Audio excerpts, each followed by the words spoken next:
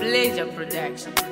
Sound Records. Exikilasi, mwari wako Bano wechipinda massive Demo basi Hola Master era manual Ribada da Rockstar Records, babe. Andisiwe ndichaita sei mama, andisiwe ndichaita sei baba, andisiwe ndichaita sei mama, mnyama wacho auperi.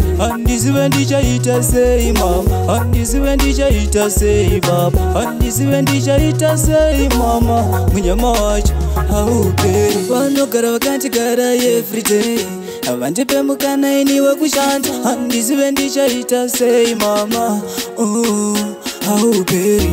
Mutaraka ndisimbisa shandawani, amai vakauya nepaiperi, zvikanzi mwana ende kutemberi, ndichibva panotopinda muchorotsani. Handisiwe ndichaita sei mama, handisiwe ndichaita sei baba, handisiwe ndichaita sei mama, mnyama wacho auperi. Handisiwe ndichaita sei mama, handisiwe ndichaita sei baba, handisiwe ndichaita sei mama, mnyama wacho auperi.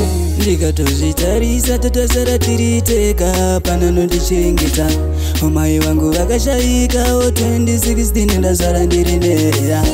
Handina kana anondichengeta, handina kana anondirera, ndongogara osanerera, misodzi chigara ichiyerera. Handisiwe ndichaita sei mama, handisiwe ndichaita sei baba, handisiwe ndichaita sei mama, mnyama wacho auperi. Handisiwe ndichaita sei mama, handisiwe ndichaita sei baba, handisiwe ndichaita sei mama, mnyama wacho auperi. Vanogara vakandigara every day, avandipe mukana iniwe kushanda. Handisiwe ndichaita sei mama, auperi.